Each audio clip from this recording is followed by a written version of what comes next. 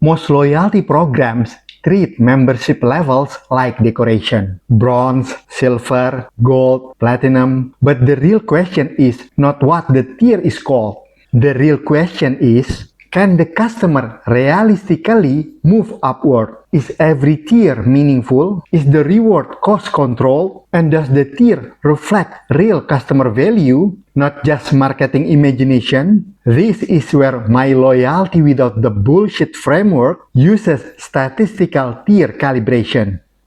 I am not saying customer spending follows a perfect normal distribution. It does not. In many industries, spending is skewed. A small group of customers may spend much more than the majority. So the point is not to pretend the market is perfectly balanced. The point is to create a disciplined starting logic. Instead of randomly deciding that Tier 3 starts at this amount or Tier 5 starts at that amount, the system first looks at how customers are positioned relative to the customer base. That gives the program a neutral baseline. Then, when real behavioral data accumulates, the thresholds are validated against actual customer distribution. If the market is heavily skewed, the tier design can shift toward percentile or quantile-based segmentation. The objective is not to worship a formula. The objective is to prevent fake tiering, because many loyalty systems are designed like this. Tier 1 gives almost nothing. Tier 2 gives almost nothing. Tier 3 finally becomes interesting, and the higher tiers are unreachable for most customers. That creates a dead loyalty ladder. Customers do not feel progress. The base disengages. Only the top spenders care. And the program becomes a whale club, not a loyalty system. My approach is different. Every tier must have meaningful benefit. Every tier must have a retention purpose. Movement between tiers must be mathematically achievable, even if it takes time. And higher rewards must be protected by business logic, not just generosity.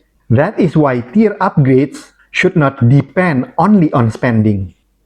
In my framework, tier progression uses a dual log safeguard. The customer must create enough cumulative value, and the customer must stay long enough. This matters because a customer who spends heavily once should not immediately unlock high-value rewards and disappear. Loyalty is not only about transaction size. It is also about commitment, repeat behavior, and time. So, membership levels are not just status labels. They are governed behavioral ladder. Customers earn points from eligible purchases. Tiers unlock access to better reward catalogs. Higher tiers can access lower tier rewards plus their own tier rewards. Points expire on a rolling basis to keep circulation active. Reward access is evaluated periodically, and redemption still has to respect cost governance, so generosity does not destroy margin.